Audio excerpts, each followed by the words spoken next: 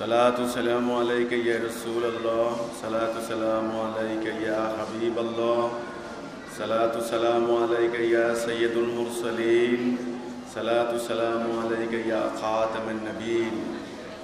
সবাইকে আমার আন্তরিক সালাম মোবারকবাদ। সালামু আলাইকুম ওয়া রাহমাতুল্লাহি ওয়া বারাকাতুহু। আজকের ইফতার মাহফিলে আপনারা কষ্ট করে উপস্থিত হয়েছেন, হাজির হয়েছেন। আল্লাহ রাব্বুল আলামিনের কাছে দোয়া করি, আল্লাহ যেন এই সময়কে কবুল করেন, আল্লাহ যেন আমাদের আমলে সালেহ হিসেবে আল্লাহ যেন কবুল করেন। আল্লাহর কাছে আমরা সেই দোয়া করি। আল্লাহ রাব্বুল আলামিন নবী করিম সাল্লাল্লাহু আলাইহি সাল্লামের পরে যেই প্রথম যে আয়াতটি নাজিল করলেন, ইকরা বিইসমি রাব্বিকাল্লাযী খালাক, পড়ুন আপনার প্রভুর নামে যিনি আপনাকে সৃষ্টি করেছেন। রাসূল বলেছিলেন আমি তো পড়তে পারি না। আবার বলা হয়েছিলেন পড়ুন। রাসূল বলেছিলেন আমি তো পড়তে পারি না, তিনবার। চতুর্থবারে জিবরাইল আমিন রাসূলকে আলিঙ্গন করলেন। রাসূল পড়তে লাগলেন, তিনি জানতে লাগলেন, বুঝতে লাগলেন, পড়তে লাগলেন। এই যে জানা বুঝা, এটা আগে মানুষ পড়ে কেন? জানার জন্য। আল্লাহ অন্য জায়গায় বললেন তোমরা দেখো আমার সৃষ্টির মধ্যে কোনো খুঁত পাও কিনা। ফুতুরিন, ফুতুয়াতুন শব্দটা ফুতুরিন, কোনো খুঁত পাও কিনা, মিস্টেক পাও কিনা, গলত পাও কিনা, দেখার জন্য বলা হয়েছে। তারপরে বলা হয়েছে তোমরা শোনো, সূরা জুমারের 18 নম্বর আয়াত, শোনো, এর মধ্যে যেটা উত্তম সেটা গ্রহণ করো। শুনতে বলা হয়েছে। আরেক জায়গায় আল্লাহ বললেন আফালা তাআকিলুন, তোমরা আকেল খাটাইবা না। আকেল শব্দটা বিবেক থেকে, বুদ্ধি, আকেল, ব্রেইন খাটাও। এটাই আল্লাহ কোরআনে বললেন বারবার, দেখো, শোনো, পড়ো, জানো, তারপরে সিদ্ধান্ত নাও। ডান দিকেও তুমি যাবে নাকি বাম দিকে যাবে, দুই দিকে যাওয়ার স্বাধীনতা তোমার রয়েছে। স্বাধীন ইচ্ছা শক্তি তোমার জন্য পরীক্ষা। কাজেই ডাইন পাও তোমার, বাম পাও তোমার। কোন পা আগে দিবে, কোন পা পরে দিবে, সাবধান। আগে জানো, বুঝো কোথায় যাচ্ছ, কার সঙ্গে যাচ্ছ, কেন যাচ্ছ। সেখানে গেলে কি তুমি মঞ্জিলে পৌঁছতে পারবে, তোমার লক্ষ্যে পৌঁছতে পারবে? তুমি যেই পথে উঠেছ সেই পথ কি সঠিক পথ না ভুল পথ? আপনি এটার দিকে যাচ্ছেন, এটা গাড়ি দেখে কি আপনি উঠে পড়ছেন? গাড়িকে জিজ্ঞাসা করছেন, গাড়ির ড্রাইভারকে, হেল্পারকে, যে কোথায় যাচ্ছ, এই গাড়ি কোথায় যাবে? ভালো করে জেনে বুঝে গাড়িতে উঠেন আপনি। ঠিক তেমনি আল্লাহ রাব্বুল আলামিন আপনাকে এখানে এনেছেন, আপনি জানুন, বুঝুন, শুনুন। আমাদের বিরুদ্ধে অপপ্রচারের কোনো শেষ নাই। অনেক আছেন আমাদের সম্পর্কে জানেন না, শুধু আমার অবয়ব দেখে, কাঠামো দেখেই গালাগালি শুরু করে দেন। কত অশ্লীল ভাষা, অশ্রাব্য ভাষা।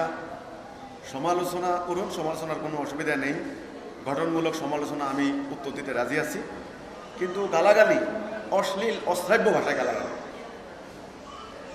তো আমি তাদেরকে অনুরোধ করব, আগে আমার কথা শুনুন, জানুন, বুঝুন আমি কি বলতে চাই, কি বুঝাতে চাই।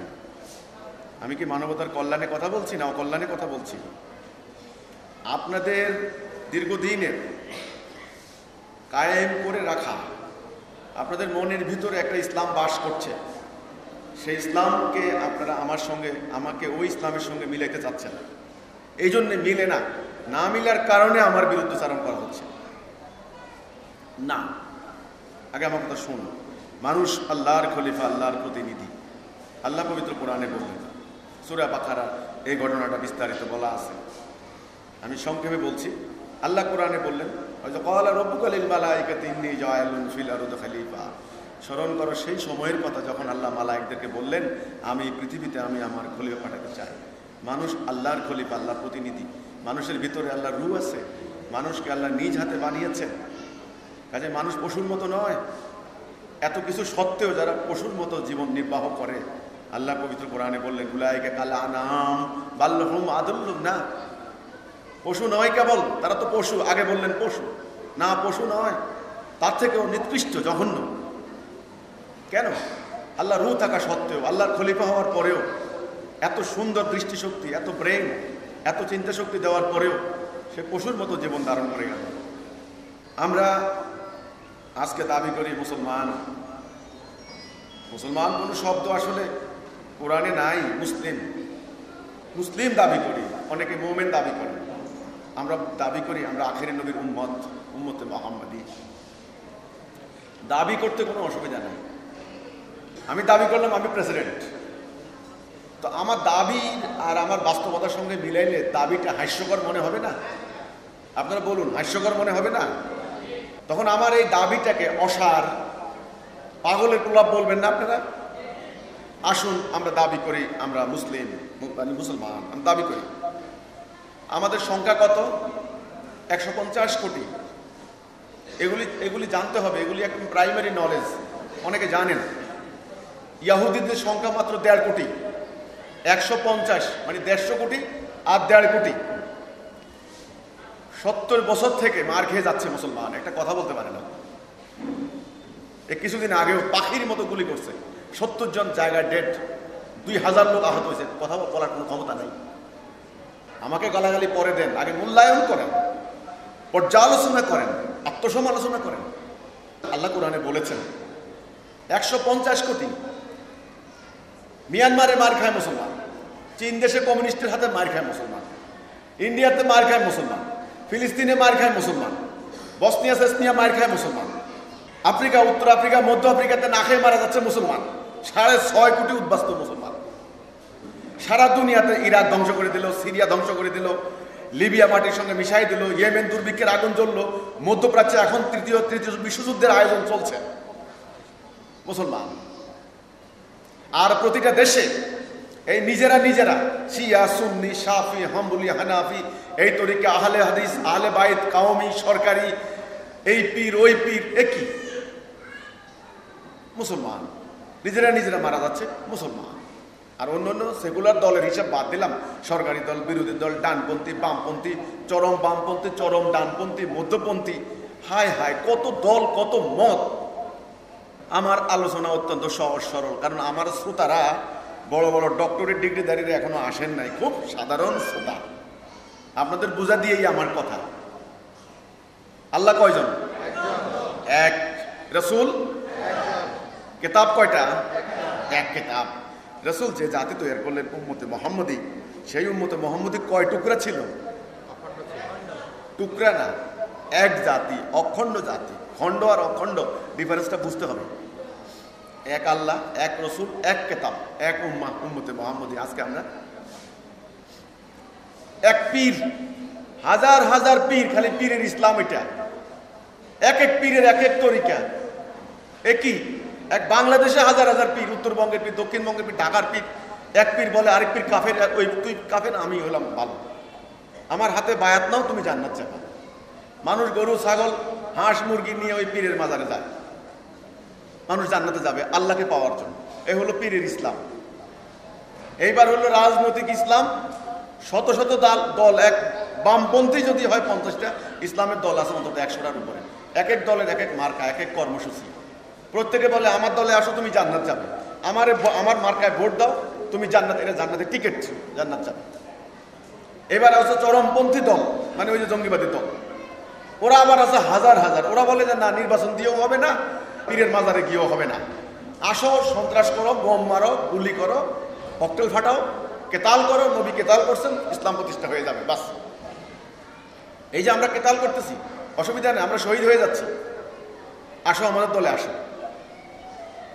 আরেক দল আছেন, ওনারা আর ওইদিকেও না এইদিকেও না, দরজা বন্ধ করে, বাবারে আমার কোনো দরকার নেই, ডাইনেও না বামেও না, আমি 5 ওয়াক্ত নামাজ পড়লাম, বাস আমি জান্নাত চলে যাবো, কারণ হাদিস একটা বাইর করছে, নামাজ বেহেশতের চাবি, বাস নামাজ পড়লে তালা খুলে যাবে, কোনো টেনশন। আর সমাজে কি হয় দেখার বিষয় না। এই হলো আরেক দল। এ কি ইসলাম? কি এতটা, এত টুকরা, এত ভাগ? জান্নাতে যাওয়ার পথ কয়টা? একটা, ইহদিনাস সিরাতাল মুস্তাকিম, সহজ সরল পথ, গায়রিল মাগদুবি আলাইহিম ওয়ালাদ-দাল্লিন, ভুল পথ। সূরা ফাতিহার মধ্যে প্রতি ওয়াক্ত সালার মধ্যে আপনারা পড়েন। তাহলে জান্নাতে যাওয়ার পথ একটা, কিন্তু জান্নাতের স্তর হবে বহু। আমল দিয়ে আপনি জান্নাতের স্তর কিনে নেবেন, আর ঈমান দিয়ে আপনি জান্নাত যাবেন। আমরা আজকে এতটা পথ এতটা তরিকা, এতটা রাস্তা আমরা বানিয়ে নিয়েছি, কোনটা ঠিক কোনটা সহি? কোন দলের, ওই জঙ্গিবাদী দলের সঙ্গে যোগ দিলে কি জান্নাত যাওয়া যাবে? ওই রাজনীতিতে যোগ দিলে কি জান্নাত যাওয়া যাবে? ওই যে আপনার যারা পীর, বিভিন্ন পীর আছে, ওনাদের আরো আকীদার কত ফারাক, পোশাক আলাদা, তরিকা আলাদা, সিস্টেম আলাদা, ওই ওরসের আবার টাইম আলাদা। মানে যত পারা যায় জাতিটাকে টুকরা টুকরা করে ছেড়েছেন। এই যে ইসলাম সম্পর্কে সম্যক ধারণা না থাকার কারণে আজকে এই পরিস্থিতি, এই পরিণতি আমাদের হয়েছে। আজকে মুসলমানদেরকে ফিরতে হবে, মুসলমানদেরকে দাঁড়াইতে হবে, মূল্যায়ন করতে হবে, সমালোচনা, আত্মসমালোচনা করতে হবে। আজকে মুসলমানদেরকে এই মূল্যায়ন না করলে মুসলমান ধ্বংস হয়ে যাবে। কারণ সাম্রাজ্যবাদী দাজ্জালি ও পরাশক্তিত রাষ্ট্রগুলি তারা ইসলামকে টার্গেট করেছে, মুসলমানদেরকে টার্গেট করেছে, প্রোপাগান্ডা চালাচ্ছে দুনিয়াময়, মুসলমান জঙ্গি, মুসলমান সন্ত্রাসী। নাউজুবিল্লাহ, কোরআন নাকি সন্ত্রাস শেখায়। এক সুদূর প্রসারী চক্রান্ত। তারা দেখলো মরা হোক আর যাই হোক, এই একটা জাতি যদি আবার ঐক্যবদ্ধ হতে পারে তবে দুনিয়াতে আমাদের মাতব্বরি শেষ। এই জন্যে এই জাতি যেন মাথা উঁচু করে দাঁড়াইতে না পারে, মেরুদণ্ড সোজা করতে না পারে, সেই ষড়যন্ত্র তারা করছে একদিকে। আর আমরা কাজে আজ মুসলমানদেরকে এই কথার মধ্যে আসতে হবে যে আমাদের এখন কি করণীয়, আমরা এই এখানে আসলাম কেন? আল্লাহ রসুলের ইসলাম আর আমরা যেই প্র্যাকটিস করছি সেই ইসলাম। আমাদের বিরুদ্ধে সমালোচনা করেন, অনেক সমালোচনা আমি জানি, সমালোচনা করেন যারা, তারা আমার এই কতগুলি পার্থক্য আমি দিলাম। আমাদের ইমামুজ্জামান জনাব মোহাম্মদ বায়েজিদ খান পান্নি, তিনি সহজ সরল ভাষায় ওনার ইসলামের প্রকৃত রূপরেখা বইতে তিনি অনেকগুলি তুলনা দিয়েছেন, 16 থেকে 17টা। আমি অল্প কয়েকটা বললে আপনারা পরিষ্কার বুঝতে পারবেন। পার্থক্য করেন না, সেই ইসলাম আর এই ইসলাম, সেই জাতি আর এই জাতি মিলাই না আমরা, তবে তো আমরা বুঝতে পারবো আমরা আসলে ইসলামে আছি না কোন ইসলামে আছি। আল্লাহ রসুলের জাতি সংখ্যা ছিলেন কত? 5 থেকে 6 লাখ। রসুল যখন যাচ্ছেন সেই সময়ের কথা বলছি। হিসাবটা কিভাবে করলাম? বিদায় হজের ভাষণে 1 লক্ষের উপরে সাহাবী ছিলেন, 1 লাখ কি 1.5 লাখ এরকম হাদিসের মধ্যে বর্ণনার এদিক সেদিক আছে। যাই হোক, সব মিলিয়ে নারী পুরুষ যারা আসেন নাই সব মিলিয়ে 5 থেকে 7 লাখ হবে, এর বেশি হবে না। কয়েক লাখ উম্মতে মুহাম্মদ। আর আমরা আজকে 150 কোটি। শুনুন, ওই সময় কোনো তাফসির ছিল না, কেউ বলতে পারবে না আজকে তাফসিরে কুরতুবি, তাফসিরে মাজারি, তাফসিরে সাইদি, তাফসিরে জালালাইন, তাফসিরে এই, তাফসিরে ওই, হাই রে হাই তাফসির, বিশাল বিশাল গ্রন্থ।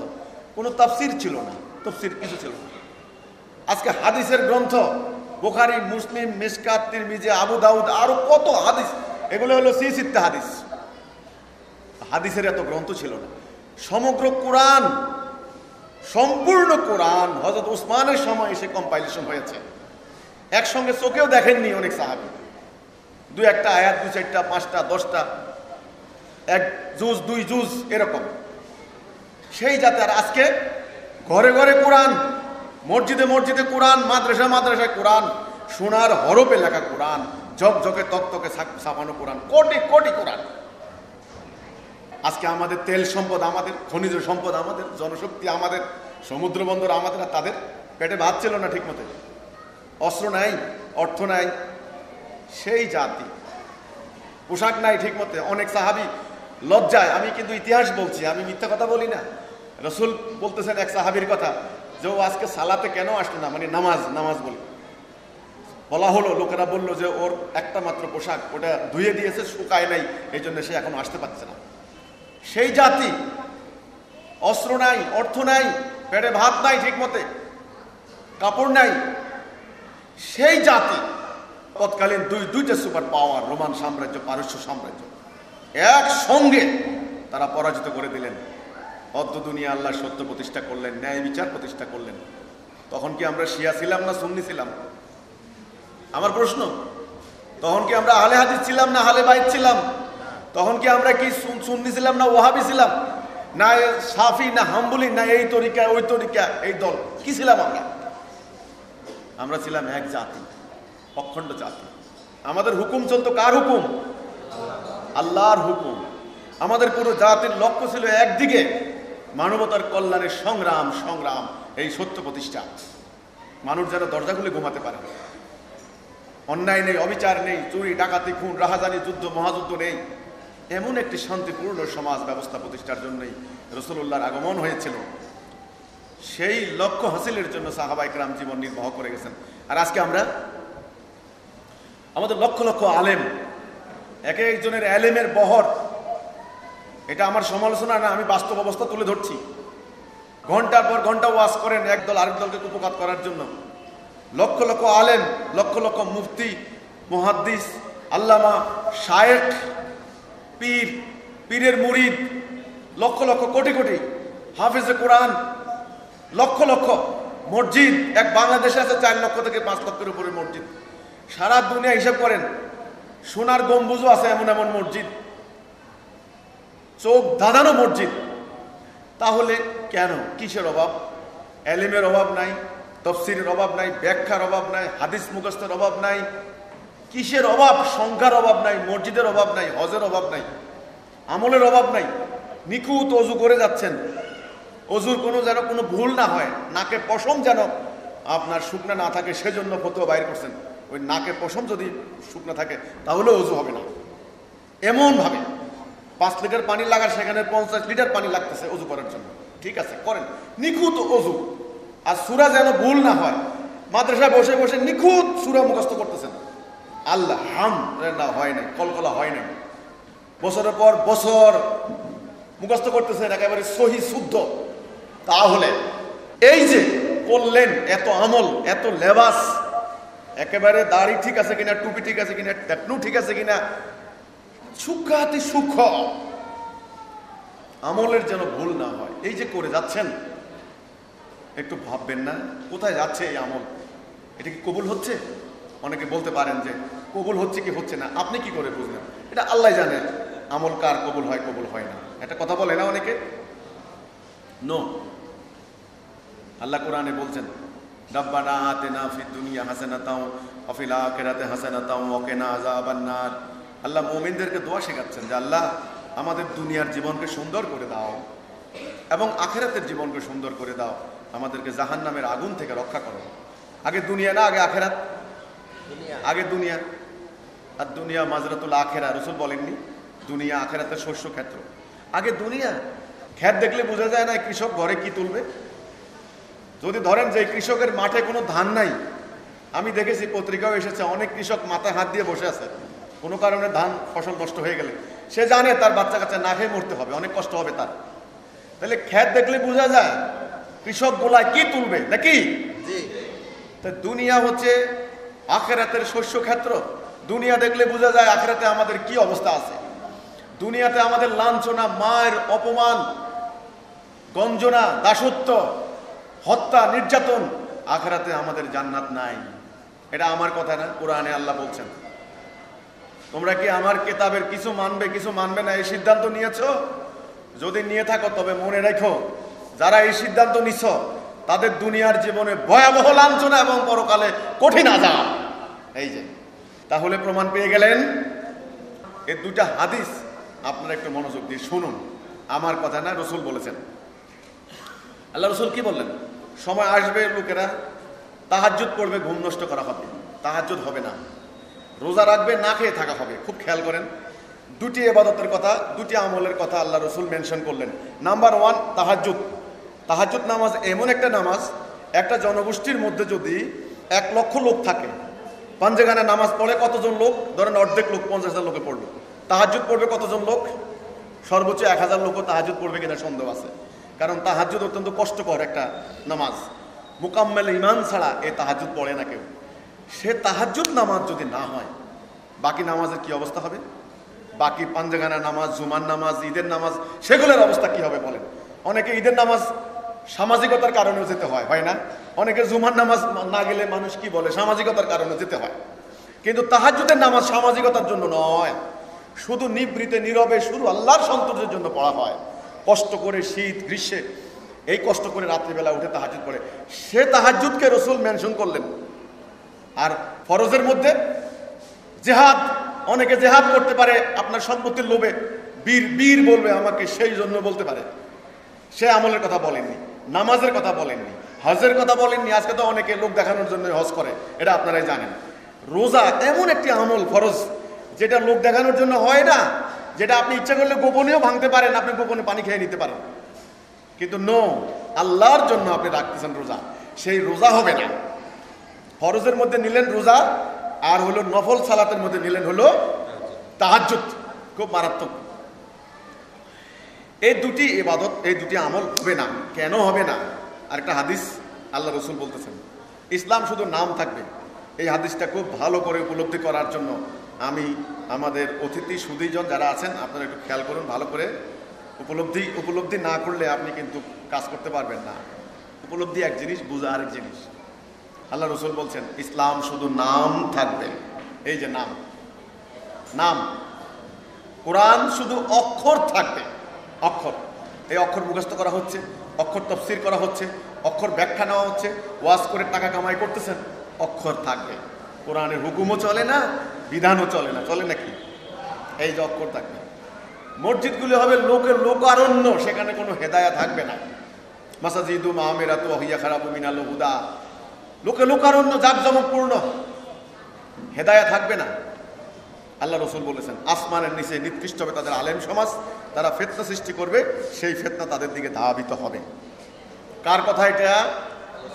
আল্লাহ রসুল, আমি বলি নাই। আরেকটা হাদিস আল্লাহ রসুল বলছেন সময় আসবে লোকেরা দস্তরখানে বসে যেমন খাওয়ার জন্য একজন আরেকজনকে ডাকাডাকি করে, তোমাদেরকে হত্যা করার জন্য অন্যান্য সব জাতি একত্রিত হবে। খুব মিলে গেছে, দেখেন ইরাক অভিযানে কিন্তু মিলে, আফগানিস্তান অভিযানে মিলে, সব মিলে গেছে না? মিলে গেছে কিনা? হ্যাঁ, সবাই মিলে তোমাদেরকে মারবে। সাহাবীরা বললেন যে ইয়া রাসূলুল্লাহ, আমাদেরকে সবাই মারবে, কারণটা কি? আমরা কি সংখ্যায় এত কমে যাব নাকি? রাসূল বলছেন না না, তোমরা সংখ্যা হবে অগণিত, অগণিত। কিন্তু হলে কি হবে? ভেসে যাওয়া আবর্জনা। কারণ কি? মৃত্যুর প্রতি ভয়, দুনিয়ার প্রতি লোভ। এই যে রাসূল বলেছেন। কাজেই এই তিনটা হাদিস মিলিয়ে দেখুন, বাহিরের ভিতরের আমল হচ্ছে না, খাচ্ছি মায়ের। ইসলাম শুধু নাম থাকবে। মসজিদগুলি লোকে লোকারণ্য, সেখানে হেদায়া থাকবে না।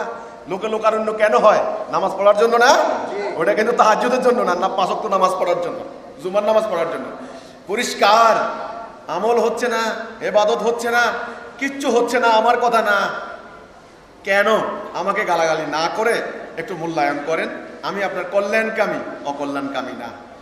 আমি আমার জাতির এই দুঃখ দুর্দশা দেখে আমি বাধ্য হয়েছি আল্লাহর এই সত্য প্রতিষ্ঠার জন্য আজকে নামতে। আমি পথহারা ছিলাম, আমি গুমরাহ ছিলাম, সত্য কি জানতাম না, মুক্তির পথ কি জানতাম না, অন্যান্য যুবকদের মতোই ছিলাম। আল্লাহর অশেষ দয়ায়, অশেষ করুণায় আমাদের মহামান্য ইমামুজ্জামান, টাঙ্গাইলের ঐতিহ্যবাহী পন্নী পরিবারের উত্তরসূরি জনাব মোহাম্মদ বায়েজিদ খান পন্নী, ওনার সংস্পর্শ যখন পেলাম তখন বুঝলাম কোথায় মুসলমান পথ হারিয়েছে, কোথায় আমরা ভুল করেছি, কোন জায়গায় আমাদের ভুল হয়েছে।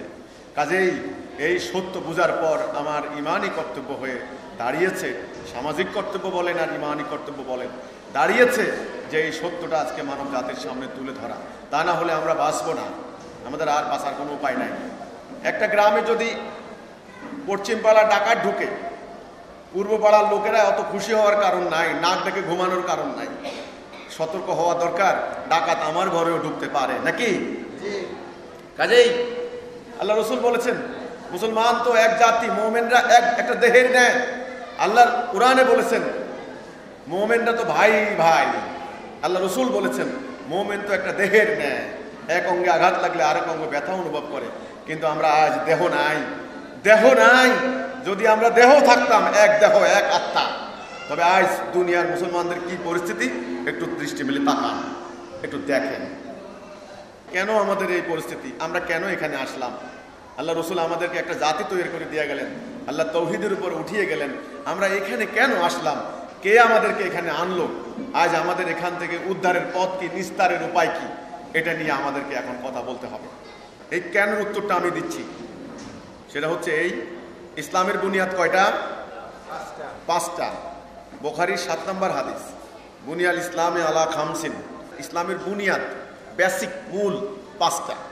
1 নম্বর কি? লা ইলাহা ইল্লাল্লাহ মুহাম্মাদুর রাসূলুল্লাহ সাল্লাল্লাহু আলাইহি ওয়াসাল্লাম। এটা 1 নম্বর নাকি? এটাকে আপনি বলতে পারেন ঈমান, এটা ঈমান। বাকি 2 নম্বরে সালাহ।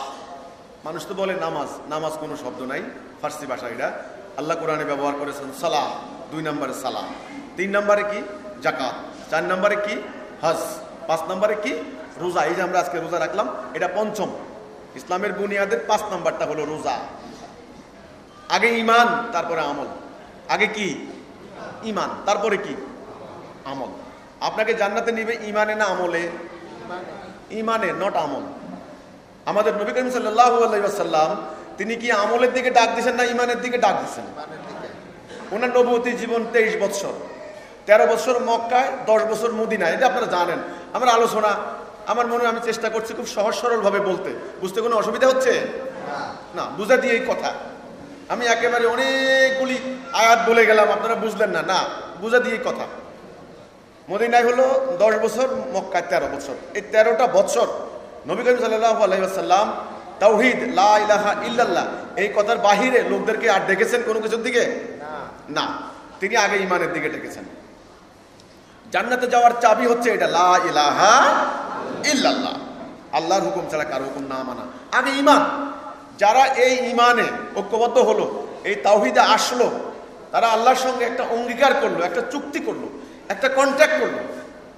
সেই চুক্তিটা কি? সে বলল, আল্লাহ আমি আমার এই জীবনে, আমার ব্যক্তি, পরিবার, সমাজ, আমার রাষ্ট্র, আমার অর্থনীতি, আমার দণ্ডবিধি, আমার সামরিক নীতি, যেই ক্ষেত্রে বলো না কেন, আমার জীবন থেকে মৃত্যু পর্যন্ত তোমার হুকুম ছাড়া আমি আর কারো হুকুম মানব না। তোমার আদেশ নিষেধ যেখানে আছে সেখানে আমি আর কারো আদেশ নিষেধ মানব না। এই অঙ্গীকার, এই চুক্তি আগে আল্লাহর সঙ্গে। যারা এই অঙ্গীকারে আবদ্ধ হবে তাদের জন্য হলো নামাজ, তারা হবে মুমিন। কোরআনে আল্লাহ বললেন, ইয়া আইয়ুহাল্লাযীনা আমানুস্তাঈনু বিস-সাবরি ওয়াস-সালাহ ইন্নাল্লাহা মা'আস-সাবিরিন। হে মুমিনগণ, তোমাদের জন্য তোমরা সালাহ এবং সবরের মাধ্যমে আমার সাহায্য কামনা করো। তাহলে নামাজ পড়বে কে? মুমিন। ইয়া আইয়ুহাল্লাযীনা আমানু কুতিবা আলাইকুমুস সিয়াম। হে মুমিনগণ, তোমাদের জন্য রোজা ফরজ করে দিলাম। তাহলে রোজা কার জন্য? মুমিনের জন্য। আল্লাহ কোরআনে বলতেছেন, হে মুমিনগণ, আল্লাহকে যথাযথভাবে ভয় করো, মুসলিম না হয়ে মৃত্যুবরণ করো না। তাহলে মুসলিম হবে কে? আগে মুমিন না আগে মুসলিম? খটকা লাগতেছে নাকি? আল্লাহ কোরআনে বলছেন, হে মুমিনগণ, অ্যাড্রেস করছেন মুমিনদেরকে। তাহলে মুমিন হন। মুমিন, এই মুমিন যিনি হবেন তার জন্য নামাজ, তার জন্য রোজা, তার জন্য হজ, তার জন্য অন্যান্য আমল কবুল করবে। আপনি একটা 1 লেখেন, একটা শূন্য দেন, কত হলো? 10। আর একটা শূন্য দেন, কত হলো? একটা শূন্য দেন, কত হলো? 1টা মুছে ফেলেন, শূন্যের কোনো মূল্য আছে? এই যে আমরা তাওহীদবিহীন, ঈমানবিহীন আমল করে যাচ্ছি, এই কথায় অনেকে গুসা করতে পারেন, রাগ করতে পারেন, রাগ করে আমার উপর হামলাও করতে পারেন। হ্যাঁ, করার জন্য অলরেডি প্রতিনিয়ত আমাকে হুমকি দিয়ে যাচ্ছে। আমাকে তো গালাগালি, তো পাগল, গণ, কবি, এগুলাই তো বহুত আগের কথা। আমার কবি বলে না কেউ। আমাকে অশ্লীল, অশ্রাব্য ভাষায় গালাগালি করা হচ্ছে, যেই ভাষা বলার মতো না, শোনার মতো না। তারা একটা লাইসেন্স দিয়ে দিছে তাদেরকে, কেউ আমাকে মারতে পারলে তাদের সব হবে। কাজে আমাকে গালাগালি দিলে তো কোনো কথাই নাই, প্রতি গালিতে শত শত সব তাদের মনে হয় হবে। তারা এই জন্য ইচ্ছা মতো গালাগালি দিচ্ছে আমাকে। তারা আমার কথা কিন্তু শুনলো না, না শুনে। তবে তাহলে তারা আমার জবাব দিক। আল্লাহ কোরআনে যে বললেন সূরা নূরের 55 নম্বর আয়াতে, আমি ওয়াদা দিলাম যারা ঈমান আনলো এবং আমল সালেহ করলো তাদেরকে আমি পৃথিবীতে কর্তৃত্ব দিব, খেলাফত দিব, লা ইয়াস্তাখলিফান্নাহুম ফিল আরদ। তাহলে কি আল্লাহর ওয়াদা মিথ্যা? আল্লাহ যে কোরআনে বললেন, ওয়ালা তাহিনু ওয়ালা তাহজানু ওয়া আনতুমুল আলাউনা ইন কুনতুম মুমিনিন। তোমরা হতাশ হইও না, তোমরা নিরাশ হইও না, তোমরা বিজয়ী হবে যদি তোমরা মুমিন হও। আমরা দাবি করি মুমিন, আর পৃথিবীর সর্বত্র খালি পরাজিত পরাজিত পরাজিত, পরাজয়, লাঞ্ছনা। তাহলে আল্লাহ কি মিথ্যা কথা বলছেন নাকি? নাউজুবিল্লাহ। আল্লাহ কোরআনে বললেন, ওয়াদানা আলাইহি হাক্কান ফিত তাওরাতি ওয়াল ইনজিল ওয়াল কোরআন। ওয়াদা রক্ষা আমি হক সত্য। তাওরাতের অনুসারীদের দেখো, ইনজিল অনুসারীদের দেখো, কোরআন যারা প্রকৃত অনুসারী দেখো, আমার ওয়াদা হক। আমি ওয়াদা লঙ্ঘন করি না, আমি তোমাদের মতো না। তাহলে আল্লাহর ওয়াদা হক, সত্য, আল্লাহর অঙ্গীকার সত্য। যদি আমরা মুমিন হতাম তবে আমাদের পৃথিবীতে থাকতো কর্তৃত্ব, পাওয়ার, আল্লাহর খেলাফত, মান, সম্মান, ইজ্জত। এখন আমরা আমাদের গোলামীর জীবন, দাসত্বের জীবন, আমরা আক্রান্ত হচ্ছি। প্রতিটা দেশ, প্রতিটা সমাজ ধ্বংস হয়ে যাচ্ছে, আমরা কোথাও দাঁড়াতে পারছি না। এখন আমাদের এই পরিণতির মেইন কারণ হচ্ছে এই, আমরা আল্লাহর সঙ্গে করা অঙ্গীকারের মধ্যে নাই, আমরা তাওহীদের মধ্যে নাই, ইমানে নাই।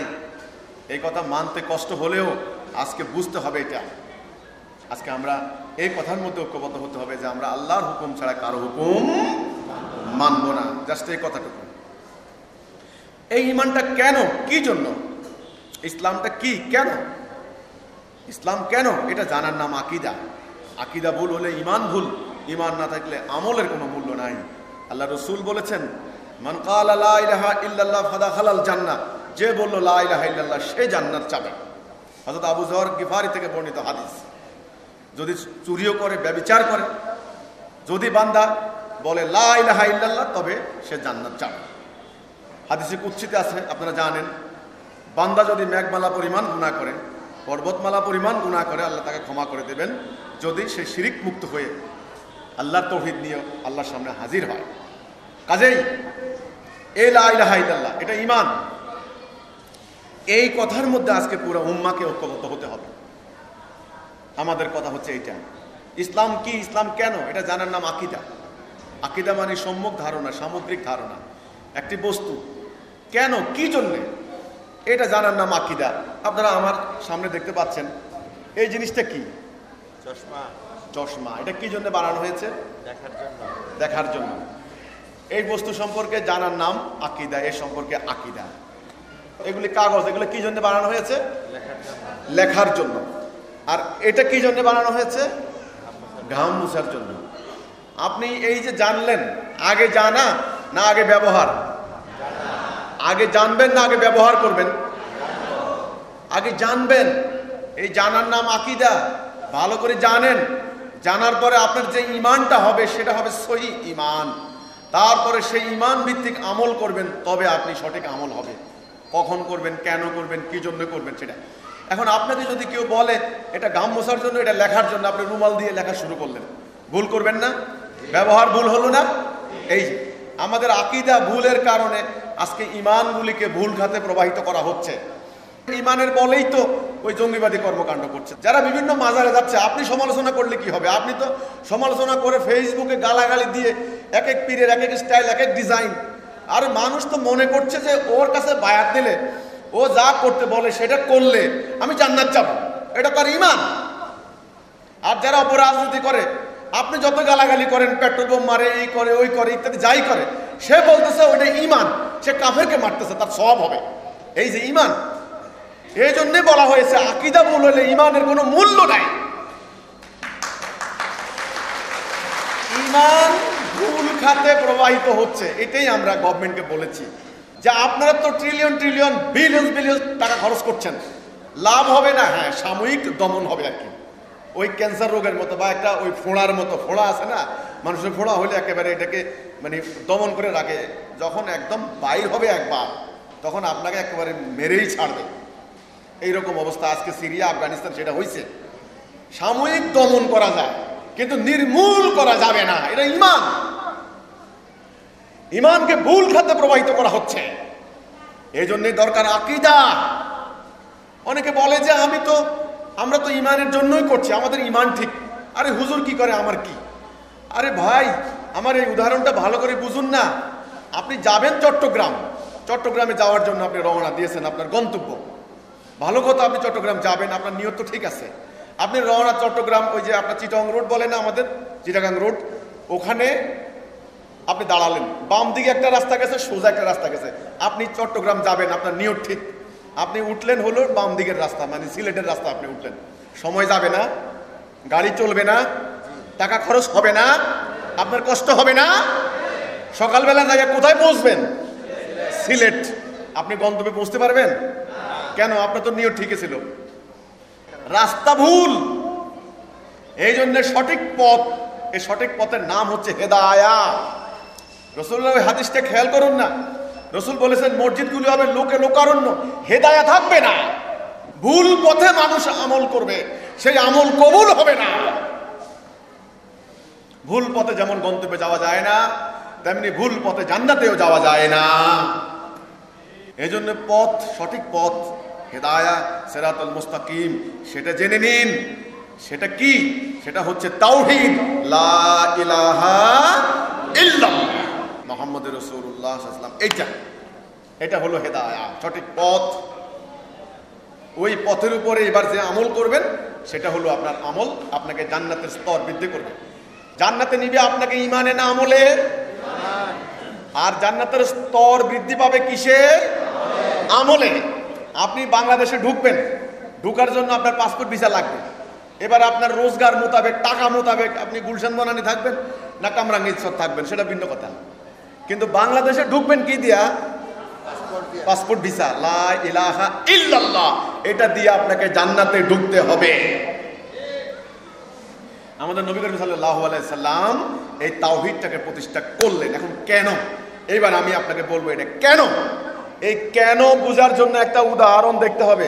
আমি জাদু দেখাচ্ছি না, আমি জাদু দেখানোর জন্য বসি নাই, উদাহরণ দেখানোর জন্য বসছি। এই কাগজটা আমি প্রয়োজনে ব্যবহার করছি, আমি অপচয় করছি না। দেখুন, এটা এক পাতা কাগজ না?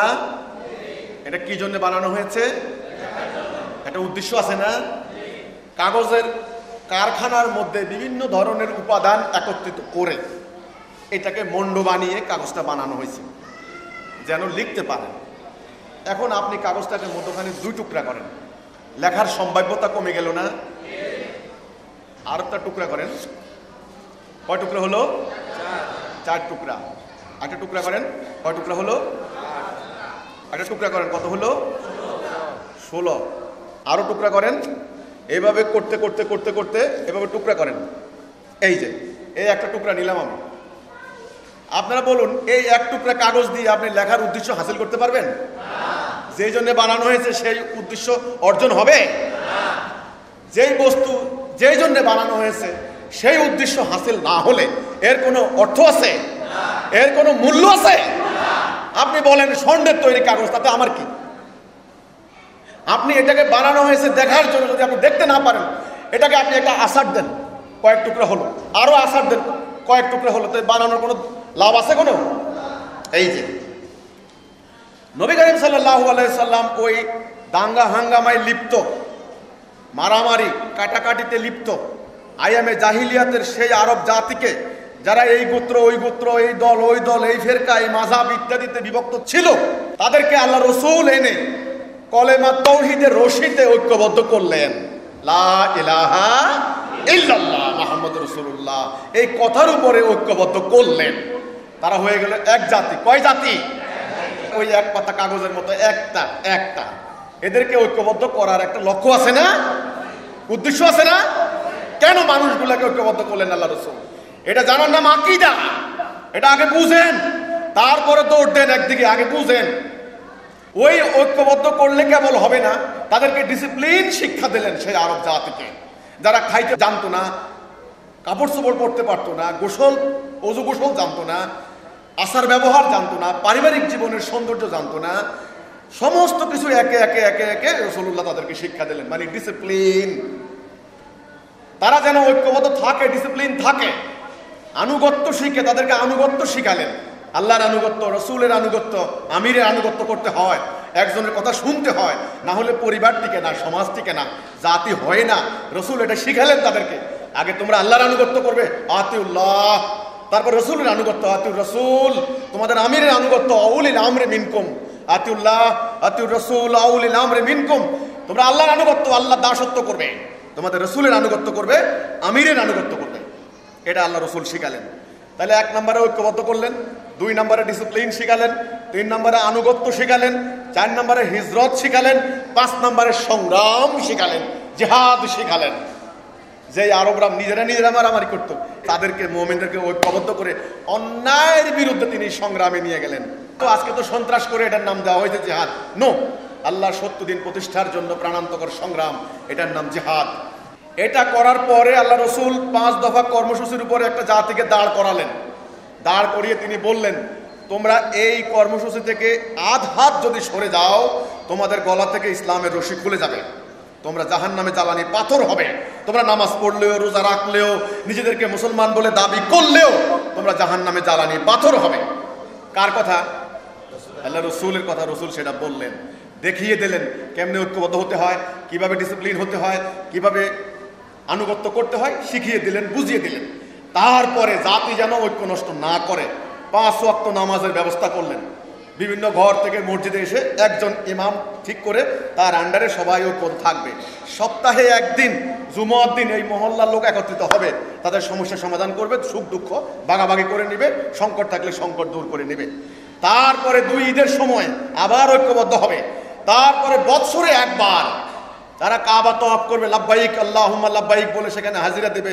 আর ওই যে আরাফাতের ময়দানে একত্রিত হয়ে তারা মহড়া দিবে যে আমরা ঐক্যবদ্ধ আছি, ঐক্যবদ্ধ থাকবো। সেই ব্যক্তি থেকে শুরু করে একেবারে জাতি পর্যন্ত পুরো জাতিটাকে ঐক্যবদ্ধ রাখার কি অনুপম প্রক্রিয়া আল্লাহ রসুল ঠিক করে দিয়ে গেলেন। এটা কি আমাদের মনে আছে? আমরা এই এক টুকরা, এক পাতা কাগজের মতো টুকরা টুকরা হয়েছি না? আমরা এইভাবে টুকরা টুকরা হয়েছি। হওয়ার পরে এখন এই টুকরা বলে, এই একটা টুকরা, এই একটা টুকরা, এই টুকরা বলে আমি ঠিক তুই কাফের, এই টুকরা বলে তুই কাফের আমি ঠিক। এই টুকরার অনুসারীরা একত্রিত হয়ে কত রকমের জাল হাদিস বানিয়েছে এক এক উপঘাত করার জন্য। এ লাগছে এর বিরুদ্ধে। পয়েন্টটা বুঝতে পারছি আমরা? শিয়া মারে সুন্নি রে, সুন্নি মারে শিয়ারে। এই পীর বলে ওই পীর খারাপ, ওই পীর বলে এই খারাপ। আসলে তোমরা হইলা সেই মহাজাতির ছোট্ট ছোট্ট টুকরা মাত্র। বুঝতে পারতেছি বিষয়টা? তোমাদেরকে দিয়ে আল্লাহ রসুলের সেই লক্ষ্য হাসিল হবে না যেই লক্ষ্যে তিনি আবির্ভূত হয়েছিলেন। আজকে সেই জন্য পৃথিবীতে কোথাও আল্লাহর দ্বীন নাই। ওয়াল্লাযী আরসালা রাসূলাহু বিল হুদা ওয়া দীনিল হক লিইয়ুযহিরাহু আলা দ্বীনি কুল্লিহি ওয়া কাফা বিল্লাহি শাহীদা। আল্লাহ কোরআনে বললেন, হেদায়া এবং সত্য দিন দিয়ে আমি আমার রাসূল পাঠিয়েছি যেন অন্যান্য সমস্ত দ্বীনের উপরে এটাকে জয়ী করে, গালেব করে, বিজয়ী করে। তাহলে অন্য সমস্ত দ্বীনের উপরে এই দ্বীনটাকে বিজয়ী করার জন্য রাসূলুল্লাহর আগমন নাকি? কেন হবে? কেন দ্বীন বিজয়ী করবেন? কেন করবেন? এই জন্য মানুষ যেন অন্যায়, অবিচার, অশান্তির মধ্যে না থাকে। সেজন্য আল্লাহ রসুল যখন এই দ্বীনুল হক প্রতিষ্ঠা করলেন আরবে, একটা মেয়ে মানুষ, যে নারীদের কোনো সম্মান ছিল না, ইজ্জত ছিল না, জীবন্ত মেয়ে মানুষ কবর দিত, জীবন্ত কবর দিত, উলঙ্গ হয়ে হজ করতে বাধ্য করত, তাদেরকে নাচতে বাধ্য করত। সেই নারীদেরকে আল্লাহ রসুল জিহাদের ময়দানে নিয়ে গেলেন। হজের ব্যবস্থাপনায় নারীরা, পঞ্জগানা নামাজে নারীরা, জুমার দিনে নারীরা, ঈদের সালাতে নারীরা, সকল কাজে নারীরা, বাজার ব্যবস্থাপনায় নারীরা, হাসপাতাল নির্মাণে নারীরা, হাসপাতাল পরিচালনা করতেন, আহতদেরকে সেবা করতেন, নিহতদেরকে দাফন করতেন। সকল কাজে আল্লাহ রসুলের সামনাসামনি বসে আলোচনা শুনতেন, দ্বীনের জরুরি বিষয় জেনে নিতেন। নিজেরা উদ্বুদ্ধ হয়েছেন, সন্তানকে, স্বামীকে, ভাইকে আল্লাহর রাস্তায় কুরবান করে দিয়েছেন। সেই কুরবানির বিনিময়ে আল্লাহর দ্বীন বিজয়ী হয়েছে, হয় নাই? সেই নারীদেরকে আপনারা বাক্সবন্দী করেছেন। আল্লাহ রসুল কি বললেন? একটা মেয়ে মানুষ, সুন্দরী মেয়ে মানুষ, গায়ে স্বর্ণালংকার পরিত অবস্থায় সানা থেকে হাদরামাউত রাতের অন্ধকারে হেঁটে যাবে। আল্লাহ এবং বন্যজন্তুর ভয় ছাড়া কোনো ভয় থাকবে না। দেখেন কেমন নিরাপত্তা, ইজ্জতের নিরাপত্তা, সম্পত্তির নিরাপত্তা, মান সম্মানের নিরাপত্তা, সমস্ত নিরাপত্তা নিশ্চিত করলেন রাসূলুল্লাহ। ইসলাম এই জন্যে এসেছে। শুনুন, আরব জাতির ঘরে ঘরে দাস, আরবরা আবারও গেছে দাস ব্যবসা দিয়ে, এখন বর্তমানে আবারও তারা দাস ব্যবসা শুরু করে দিয়েছে। তখন ঘরে ঘরে দাস। রাসূলুল্লাহ কি করলেন দেখেন, এত বড় ব্যবস্থা একদিনে নির্মূল করা সম্ভব নয়। রাসূল প্রথমে ওই জায়েদকে মুক্ত ঘোষণা করে নিজের পুত্র বলে ঘোষণা করলেন। তারপরে জায়েদকে সেনাপতি বানালেন। জায়েদের পুত্র উসামা ইবনে জায়েদকেও সেনাপতি বানালেন। ওই কুরাইশদের মধ্যে যারা আগে আভিজাত্যের ছিল, প্রলেপ ছিল, তারা আপনার আপত্তি করেছিলেন যে জায়েদের পুত্রের আন্ডারে আমরা যেতে পারি না। কিন্তু রাসূল প্রচণ্ড রাগ করলেন, তোমরা তার বাবার ব্যাপারেও এরকম আপত্তি করেছিলে, তার আন্ডারে যেতে হবে, না হলে তোমরা ধ্বংস হয়ে যাবে। একদম রাসূল কড়া প্রতিবাদ করলেন। উসামা ইবনে জায়েদের আন্ডারে তখন যুদ্ধ হলো, আপনারা জানেন। কৃতদাসকে মুক্ত করে আল্লাহ রসুল পুত্র ঘোষণা করলেন, সেনাপতি বানালেন। এইবার শুনেন, মক্কা বিজয়ের দিন হযরতে বেলালকে, এই বেলাল বঞ্চিত মানুষের প্রতিনিধি বেলাল, মনে রাখবেন, কৃতদাস বেলাল। পেটে ভাত নাই, গায়ে ঠিক মতো কাপড় নাই, নির্যাতনে নির্যাতনে নিপীড়নে নিপীড়নে জর্জরিত হয়ে গেছিলেন বেলাল রাদিয়াল্লাহু তাআলা আনহু। সেই বেলালকে আল্লাহ রসুল কাবার উপরে উঠালেন মক্কা বিজয়ের দিন। পবিত্র কাবা, কথাটা খেয়াল রাখতে হবে, যেই কাবার সামনে মুমিন মুসলমানরা মুসলিমরা সেজদা করে সারা দুনিয়া, সেই কাবার উপরে বেলালকে উঠালেন। উঠি আল্লাহ রসুল বললেন আজান দাও, বেলাল আজান দিলেন। কি প্রমাণ দিলেন আল্লাহ রসুল? আল্লাহ রসুল প্রমাণ করে দিলেন, হে মানুষ তোমরা দেখো, আমি রহমতুল লিল আলামিন, আমি রহমতের নবী, আমি দয়ার নবী, আমি যোদ্ধা নবী। আমার এই সমস্ত সংগ্রামের উদ্দেশ্য ছিল এই বেলালের মতো লোকদেরকে মানবতার সাম্যের চূড়ায় নিয়ে যাওয়ার জন্য। তোমরা আমাকে বুঝো নাই, তোমরা আমার বিরুদ্ধে সমালোচনা করেছো, আমি তোমাদের ধর্ম নষ্ট করতে আসছি না, আমি তোমাদের ধর্ম নষ্ট করতে আসি নাই, আমি তোমাদেরকে বিধর্মী করতে এসেছি না। ওই আবু জেহেলদের মতো ধর্ম ব্যবসায়ীদের অপপ্রচারে তোমরা বিভ্রান্ত হয়েছ। হে মানুষ তোমরা দেখো, মানুষ ঊর্ধ্বে, মানবতা ঊর্ধ্বে। এই জন্য আমি রহমতুল লিল আলামিন, রসুলের দ্বীনের আগমনের উদ্দেশ্য ছিল এটা, রসুলের জীবনের সংগ্রামের উদ্দেশ্যই ছিল এটা। আজকের এই তথাকথিত নাস্তিকতাবাদের উদ্ভব হয়েছে আমাদের ব্যর্থতার কারণে। তারা আজকে আমার রসুলের কর্মযজ্ঞকে, আমাদের রসুলের কর্মজীবনকে তারা মূল্যায়ন করতে ব্যর্থ হয়েছে। তারা অনর্থক গালাগালি করছে, আর এদের গালাগালির জবাব দিতে না পেরে ওই ধর্মান্ধ একটা শ্রেণী জবাব দিতে না পেরে অনর্থক চাপাটি মারছে। আরে চাপাটি দিয়ে তোমার কোনো সমাধান হবে নাকি? হয় জবাব দাও যৌক্তিক, আর নিজেরা সত্যের মধ্যে দণ্ডায়মান হও। সত্য দিয়ে মিথ্যার মোকাবেলা করতে হবে, মিথ্যার মোকাবেলা মিথ্যা দিয়ে হয় না। তোমাদের কাছে সত্য নাই, তোমরা ইসলামের এই রূপ কোথাও পাবে না, তোমরা পাও নাই, আল্লাহ তোমাদেরকে দেয় নাই। তোমরা অনর্থক আমাদের বিরুদ্ধে লেগেছো। আমার মহামান্য ইমামুজ্জামান জনাব মোহাম্মদ বাইজিদ খান পন্নী, মানবতার একজন কল্যাণকামী, এত বড় একজন মানুষ, যিনি ওনার জীবনের সমগ্র সম্পদ তিনি বিলিয়ে দিয়ে গেছেন, আর তোমরা খাও ধর্ম ব্যবসা করে ওনার সমালোচনা করো। মানুষের কাছ থেকে ভিক্ষা না পেলে তোমার সংসার চলে না। আর ওনার জমিদার পরিবার, সেই সিরাজগঞ্জ বগুড়া থেকে শুরু করে কেরানীগঞ্জ পর্যন্ত হাজার হাজার একর জায়গা জমি যাদের পড়ে আছে এখনো, আর তাদেরকে তোমরা বলো কি খ্রিস্টান? বাইজিদ খান পন্নী খ্রিস্টান।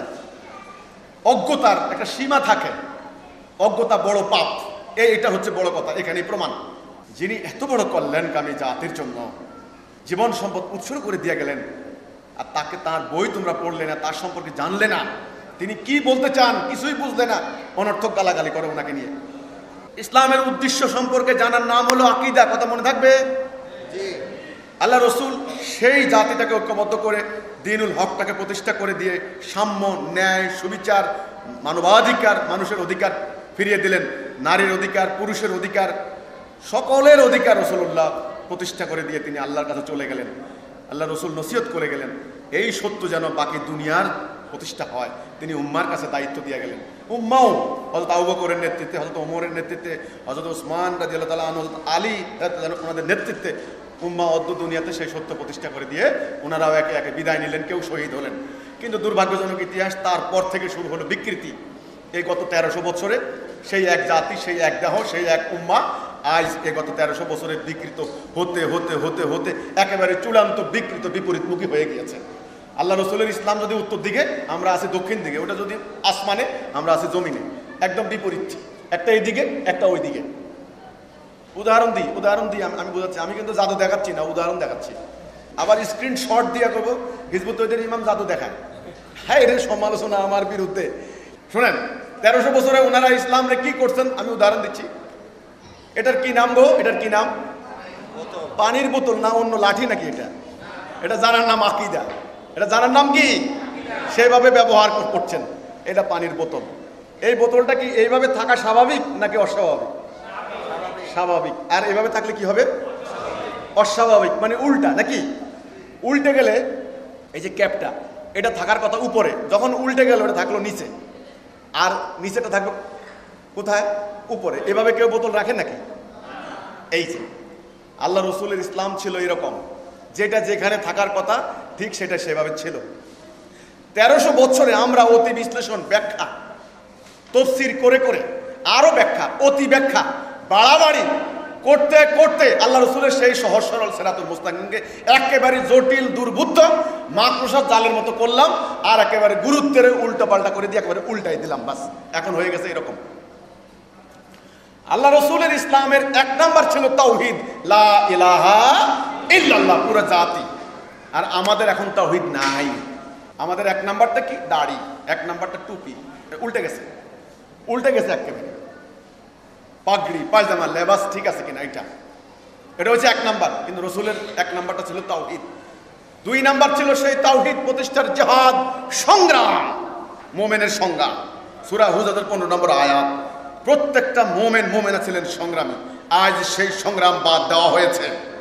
সেই সংগ্রাম বাদ দিয়ে অন্তর্মুখী, ঘরমুখী হয়েছে। সংগ্রামের কথা কেউ বলেও না, বলেও উচ্চারণ করে না। বাস বাইর করছে আত্মার বিরুদ্ধে জিহাদ, বড় জিহাদ। তো তোমরা আত্মার বিরুদ্ধে 1300 বছর ধরে জিহাদ করেছো, আর কাফের মুশরিকরা তোমাদের বিরুদ্ধে কিতাল চালিয়েছে, তোমাদেরকে গোলাম বানিয়েছে। ভালো কথা, তোমরা আত্মার বিরুদ্ধে জিহাদ করো। তুমি আত্মার বিরুদ্ধে জিহাদ করে সুদ থেকে মুক্ত হতে পারবে নাকি? আল্লাহ রসুল থেকে বেশি ইসলাম শিখছো তোমরা, দিন নিয়ে বাড়াবাড়ি করেছো 1300 বছরে।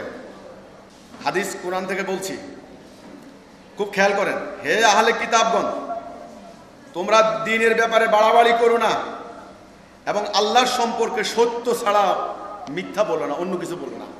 দ্বীন নিয়ে বাড়াবাড়ি করো না, পরিষ্কার। এরা সূরা নেসা 171, সূরা মায়েদা 77 নম্বর আয়াত।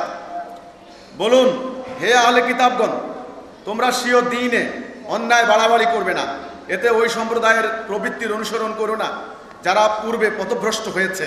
অনেককে পথভ্রষ্ট করেছে, তারা সরল পথ থেকে বিচ্যুত হয়েছে। খেয়াল করুন, বাড়াবাড়ি করতে না করা হয়েছে, সরল পথ থেকে বিচ্যুত হয়েছে। বাড়াবাড়ি করলে সোজা পথ থেকে বিচ্যুত হয়। আল্লাহ কোরআনে বলেননি? একদিন আল্লাহ রসুল মরুভূমির উপরে সোজা একটা রেখা টানলেন, সরল পথ, সোজা পথ। তাকে বললেন, এই হচ্ছে সহজ সরল পথ, তোমরা এর মধ্যে থাকো। এরপরে আশেপাশে কতগুলি রেখা টানলেন, বললেন এগুলি হচ্ছে ভুল পথ, তোমরা ওই সমস্ত পথে যেও না, শয়তান তোমাদেরকে ধ্বংস করে দেবে। আমরা কি করলাম? আল্লাহ রসুলের দেওয়া সেই সহজ সরল সিরাতুল মুস্তাকিম, তাওহীদ, লা ইলাহা ইল্লাল্লাহ, আল্লাহর হুকুম ছাড়া কারো হুকুম মানব না, এই কথার মধ্যে না থেকে আমরা গত 1300 বছরে বাড়াবাড়ি করে হাজার হাজার গলি পথের সৃষ্টি করেছি। গলি পথে ঢুকে পড়েছেন, এক একজন এক এক গলিতে বলে আমি ঠিক পথে আছি। আরে আপনি তো ঠিক পথে নাই, তার প্রমাণ আপনি সারা জীবন যত গলি পথে ঢুকবেন তত আরো চিপা গলির ভিতরে হারিয়ে যাবেন না? এই জন্য হারিয়ে গেছে। রাসূলুল্লাহ বলেছেন, এই হাদিসটা আহমদ, নাসাই, ইবনে মাজা, হাদিস পরিষ্কার। দিন সহজ সরল, দিন নিয়ে বাড়াবাড়ি করবে না, দিন নিয়ে বাড়াবাড়ি সম্পর্কে সাবধান। তোমাদের পূর্ববর্তী অনেক জাতিগোষ্ঠী এইরূপ বাড়াবাড়ির পরিণামে ধ্বংস হয়ে গিয়েছে। বাড়াবাড়ি করে ধ্বংস হয়ে গিয়েছে। আমরা বাড়াবাড়ি করেছি। এই তারাবির নামাজ শুরু হয়েছে, এখন রমজান মাস শুরু হয়েছে। রোজার মাসের মধ্যে ইফতার মাগরিবের আধা ঘন্টা আগে না আধা ঘন্টা পরে, এটা জানেন তো একটা মতবাদ চলতেছে এখন। মানে একেবারে অন্ধকার হয়ে গেলে ইফতার করতে হবে, এই একটা মতবাদ। আবার হলো আজানের সঙ্গে সঙ্গে ইফতার করতে হবে, আর একটা মতবাদ। এটা নিয়ে কিন্তু বহুত হচ্ছে কিন্তু।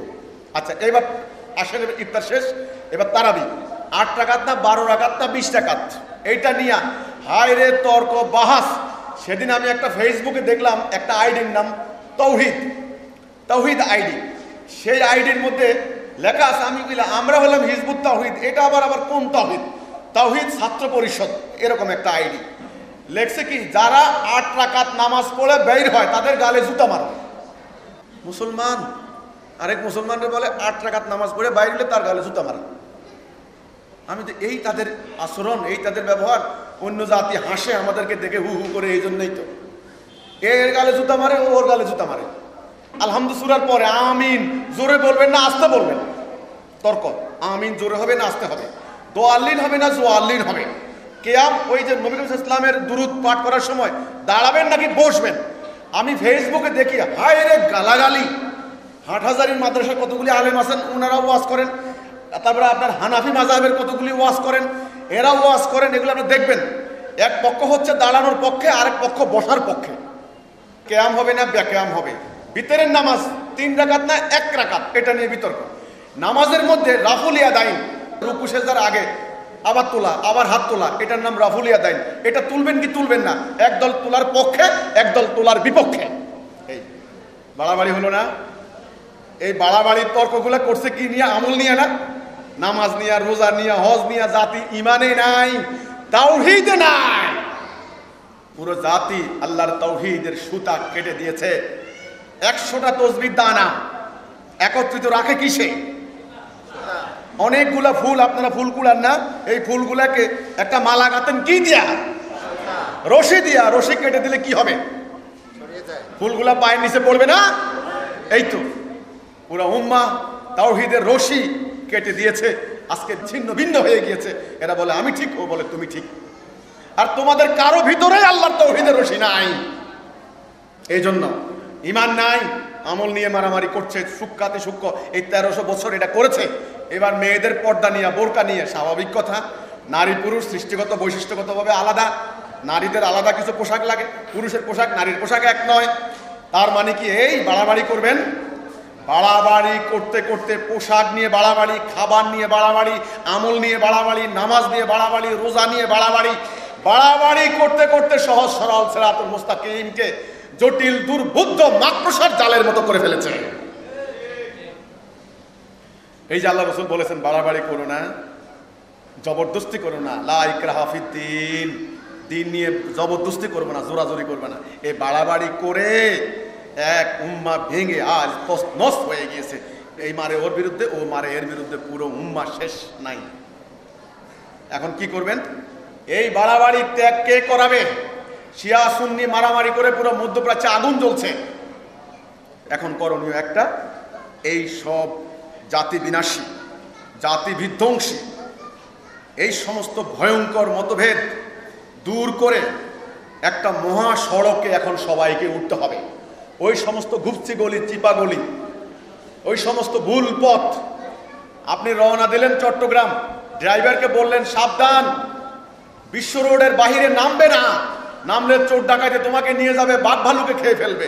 আপনি শুনলেন না, আপনি ওই চিপাগলির দিকে রওনা দিলেন, সারা জীবন গাড়ি চালাইলেন, চট্টগ্রাম যাইতে পারবেন না। এই প্রত্যেকটা গলি সৃষ্টি করেছেন মহাসড়ক থেকে নেমে গিয়ে। যারা আমার সমালোচনা করছেন, আমি মাদ্রাসায় পড়ি নাই, আমি আরবি জানি না, আপনারা তো অনেক আরবি জানেন, আমি স্বীকার করি। আপনারা জীবনের বিরাট একটা অংশ ব্যয় করে আপনারা মাদ্রাসায় পড়েছেন, আপনাদের পুরো জীবন গেছে পড়তে পড়তে, মুখস্থ করতে করতে। তো সেটাকে তো জাহির করতেছেন, মানুষ তো বাবা দিচ্ছে, আপনাদের ওয়াজ শুনতেছেন, শুনে বলতেছেন বাপরে বাপ কত বড় আলেম, উনি অনেক এলেম জানেন। আমি ওগুলোর জন্য নামি নাই, আমরা নেমেছি ওই চিপা গলি থেকে তাদেরকে তুলে এনে মুক্তির মহাসড়কে উঠানোর জন্য আমি নেমেছি। জাতি বিধ্বংসী ওই ফেরকা, মাযহাব, তরিকা, দল, উপদল ইত্যাদি ভুলে জাতিটাকে এক তাওহীদ, লা ইলাহা ইল্লাল্লাহ মুহাম্মাদুর রাসূলুল্লাহ এই কথার মধ্যে ঐক্যবদ্ধ করার জন্য। সেটার জন্য লাগবে একদল মুমিনের, একদল মুমিন। সেই মুমিন যদি মুফাসসির হন আরো ভালো, সেই মুমিন যদি মুফতি হন আরো ভালো, সেই মুমিন যদি আল্লামা হন আরো ভালো, সেই মুমিন যদি হাফিজে কোরআন হন আরো ভালো। আর সেই মুমিন যদি কিচ্ছু জানেন না, তাতে কি ওনাকে আমি তাড়িয়ে দিব নাকি? আমার রাসূল, আমি আগেই বলেছি, পেটে ভাত নাই, অস্ত্র নাই, অস্ত্রহীন, অর্থহীন এমন একটি জাতি, উপেক্ষিত জাতি। রোমান পারস্যরা তখন সভ্যতার বড়াই করত, বিরাট বিরাট আর্মি, তারা অবজ্ঞা করত আরবদেরকে। এই আরব, এরা লেখা জানে না, পড়া জানে না, মূর্খ, খালি মূর্তি পূজা করে। এরা এদের শিক্ষা নাই, দীক্ষা নাই, কোনো সুসংগঠিত রাষ্ট্র ব্যবস্থা নাই, এদের কোনো খনিজ সম্পদ নাই, কৃষিজ সম্পদ নাই, এদেরকে দখল করার কিছু নাই। এরা করে চুরি ডাকাতি আর মারামারি আর অশ্লীলতা নিমজ্জিত। এই রোমান পারস্যরা ওদেরকে ঘৃণা করত, ঘৃণা। ঐতিহাসিক হিস্ট্রি বলে যে এই সম্ভাবনাহীন জাতিকে হেঁচকা টানে পৃথিবীর সেরা জাতিতে পরিণত করলেন রাসূলুল্লাহ। সেই পরশ পাথর পেয়ে সেই কিতাব আমাদের কাছে আছে, সেই মহান আদর্শ আমাদের কাছে আছে, আকাশের তারকার ন্যায় আছে আমাদের কাছে সেই সাহাবীদের জীবন। তবু আমরা কেন গোলাম? এই উপলব্ধি আজ করছেন না, আজকে এটা করতে হবে। আমার দরকার হচ্ছে একদল মুমিনের, আপনারা যারা হিজবুত তাওহীদে ঐক্যবদ্ধ হচ্ছেন ভাই ও বোনেরা, আমি আপনাদেরকে আহ্বান করব শুধুমাত্র মুমিন হন, আর কিচ্ছু লাগবে না। ওই মুমিনদের সঙ্গে আল্লাহর অঙ্গীকার, আল্লাহ আর কারো সঙ্গে ওয়াদা করেননি, পবিত্র কোরআনে কোথাও বলেননি যারা ওয়াজ করতে করতে মরে যাবে তাদের বিনা হিসেবে জান্নাত চলে যাবে, তাদেরকে তোমরা মৃত বলো না, তারা জীবিত, তাদেরকে আমার পক্ষ থেকে রিজেক্ট দেব। যারা ওয়াজ করতে করতে মরে যাবে তারা হচ্ছে জীবিত, একথা বলছেন নাকি আল্লাহ? তো ওটার মধ্যে কোনো মাহাত্ম্য নাই। আল্লাহ কোরআনে বললেন যারা শহীদ হবে, আল্লাহর রাস্তায় জীবন দেবে, তারা জীবিত, তাদেরকে তোমরা মৃত বলো না। এই যে কেন শহীদ হবে, কি জন্য? বাসের সঙ্গে ধাক্কা খাই শহীদ হবেন নাকি? কি জন্যে? এই দিন প্রতিষ্ঠা করার জন্য। এই জন্য আল্লাহ রাব্বুল আলামিন এই প্রতিষ্ঠাকারীর সম্মান রেখেছেন সবচাইতে উপরে। আজ সেই প্রতিষ্ঠা বাদ দিয়ে আপনারা কি করছেন শুনুন। সূরা সূরা নামে একটা সূরা আছে, জানেন তো? 13 নম্বর আয়াত আল্লাহ বলছেন তিনি তোমাদের জন্য নির্ধারিত করেছেন দিন। দিন মানে আমাদের জীবন কিভাবে চলবে সেই জীবন ব্যবস্থা নির্ধারিত করেছেন দিন আল্লাহ রাব্বুল আলামিন। যার নির্দেশ দিয়েছিলেন তিনি নূহ আলাইহিস সালামকে, এবং যা আমি প্রত্যাদেশ করেছি তোমাকে, মানে রাসূলকে বলতেছেন, যার নির্দেশ দিয়েছিলাম ইব্রাহিমকে, মূসাকে এবং ঈসাকে, দেখেন অন্য নবীদেরকেও, এই বলে যে তোমরা দিনকে প্রতিষ্ঠিত করো এবং ওতে মতভেদ করো না। আর আমরা হাঁটছি উল্টা, আমরা দিনকে প্রতিষ্ঠার প্রক্রিয়া বাদ দিয়ে, প্রচেষ্টা বাদ দিয়ে আমরা মতভেদে লিপ্ত রয়েছি। সম্মানিত সুধীবৃন্দ, আপনারা আমাদের কথাগুলোকে হৃদয়ঙ্গম করার চেষ্টা করুন। হিজবুত তাওহীদের কাজ কি? হিজবুত তাওহীদের কাজ হচ্ছে হিজবুত তাওহীদ সহজ সরল সিরাতুল মুস্তাকিম ইসলামটাকে মানব জাতির সামনে তুলে ধরছে, মানুষকে বলছে হে মানুষ, তোমরা আল্লাহর খলিফা, আল্লাহর প্রতিনিধি, তোমাদেরকে হাসরের দিন আল্লাহর সামনে দণ্ডায়মান হতে হবে। তোমরা এক বাবা মা আদম হাওয়ার সন্তান, তোমরা মনে রেখো তোমরা এক জাতি। তোমরা 16,000 অ্যাটম বোম তৈরি করেছো তোমাদেরকে মারার জন্য। তোমরা নদীর মুখে বাঁধ দিয়ে পানি আটকে অন্যকে মেরে ফেলছো, তোমার ভাইকে মেরে ফেলছো। হিন্দু বৌদ্ধ খ্রিস্টান যেই পরিচয় দেয় না কেন, মুসলমান যেই পরিচয় দেও না কেন, তোমরা এক জাতি, তোমরা ভাই বোন। তোমরা এই একটা কথার উপরে ঐক্যবদ্ধ হও। আজকে তোমাদের এই অশান্তি কেন? কারণ তোমরা আল্লাহর হুকুমকে প্রত্যাখ্যান করেছো। আল্লাহ রাব্বুল আলামিন আখিরি নবীকে দিয়ে আল্লাহর হুকুম মোতাবেক, আল্লাহর দিন মোতাবেক অদ্য দুনিয়াতে শান্তি প্রতিষ্ঠা করলেন। দুর্ভাগ্যজনক সেই জাতি সেই তাওহীদ থেকে সরে গিয়েছে, সেই দিনকে প্রত্যাখ্যান করেছে। আজকে তোমাদের জাতিতে জাতিতে, সীমান্তে সীমান্তে সংঘর্ষ, যুদ্ধ, রক্তপাত, তৃতীয় বিশ্বযুদ্ধের ধার প্রান্তে তোমরা নিয়ে এসেছো মানব জাতিকে। হে মানুষ, তোমরা আজকে জাতিসংঘ বানিয়েছো, শান্তি আনতে পারো নাই। নতুন নতুন আইন শৃঙ্খলা বাহিনী বানাচ্ছ, নতুন নতুন প্রযুক্তি উদ্ভাবন করছো, আইন থেকে কঠিন থেকে কঠিনতর করছো, তোমরা শান্তি আনতে পারো নাই। কেন পারো নাই? কারণ তোমরা সবাই মিলে সম্মিলিতভাবে আল্লাহর হুকুমকে প্রত্যাখ্যান করেছ। এখন তোমাদের মুক্তির পথ একটা, তোমরা সবাই মিলে এই কথাটার মধ্যে ঐক্যবদ্ধ হও, আমরা আল্লাহর হুকুম ছাড়া কারো হুকুম মানব না। এই যে হিজবুত তাওহীদের বক্তব্য হচ্ছে এটা, আমরা পুরো মানব জাতির কাছে এই বার্তাটা পৌঁছায় দিচ্ছি। আর আমাদের মুসলমান নামক জাতি, আমরা বলছি আমরা নামাজ পড়ি, রোজা রাখি, হজ করি, তাহাজ্জুদ করি, অন্যান্য নফল আমল করি, কিন্তু আমরা ইমানে নাই, তাওহীদে নাই, লা ইলাহা ইল্লাল্লাহ মুহাম্মদুর রাসূলুল্লাহ এই অঙ্গীকারের মধ্যে আমরা নাই। এখন মুসলমানদেরকে বাঁচতে হলে এই যেই কোনো মূল্যে হোক এই সমস্ত জাতি বিনাশী ফেরকা মাযহাব ভুলে এক কলেমা তাওহীদে ঐক্যবদ্ধ হতে হবে। আল্লাহ এক, এই ব্যাপারে বিতর্ক আছে? কিতাব এক, এই ব্যাপারে বিতর্ক আছে? রাসূল এক, এই ব্যাপারে বিতর্ক আছে? উম্মাহ এক, এই ব্যাপারে বিতর্ক আছে? তাহলে এই কথার মধ্যে আমরা ঐক্যবদ্ধ হতে পারি না কেন? রাফুলিয়া দাইন নিয়ে বিতর্ক পরে করেন। ওই একজন, আপনারা ওই সিরাতুন নবী, কেউ বলে মিলাদুন নবী, সিরাতুন নবী আর মিলাদুন নবী, ভাই এটা নিয়ে মারামারি এখন করেন না। কেয়াম হবে না বেকেয়াম হবে, আরে আপনার কেয়াম বেকেয়াম দিয়ে কি হবে? যেই নবীর শানে মিলাদ করে কেয়াম বেকেয়াম করে মারামারি করে মরে যাচ্ছেন, সেই নবীর আদর্শ ত্যাগ করেছেন, কি হবে? বেতরের নামাজ 3 রাকাত না 1 রাকাতে এই মারামারি করছেন কেন? যেখানে রাসূল বলছেন তাহাজ্জুদ পড়বে, ঘুম নষ্ট করা হবে। রাসূল বলছেন মসজিদগুলো হবে লোকারণ্য, হেদায়েত থাকবে না, আপনাদের নামাজ হবে না। আপনি 3 রাকাত আর 1 রাকাত নিয়ে মারামারি করে কি লাভ হবে? এই কথাটা, একটা লোক মরে গিয়েছে, তার আত্মা নাই, তার হার্টবিট বন্ধ হয়ে গেছে, তার চুল সাদা না কালা, তাকে নিয়ে কান্নাকাটি করতেছেন, আহারে বেচারা চুল সাদা হয়ে গেছে। আরে তার হার্টবিট চালু করেন, আগে দাঁড়াক, তারপরে চুল ঠিক করেন। একটা মানুষকে আপনি কেটে 2 টুকরা করেন, লাভ আছে? মরে গেল না? হাত আলাদা করেন, পা আলাদা করেন, চোখ তুলে নেন, মগজ খুলে ফেলেন, মানুষ হিসাবে কোনো থাকবে অস্তিত্ব? আজকে আমাদের উম্মাহ এই অবস্থা হয়েছে, টুকরা টুকরা করে ফেলা হয়েছে।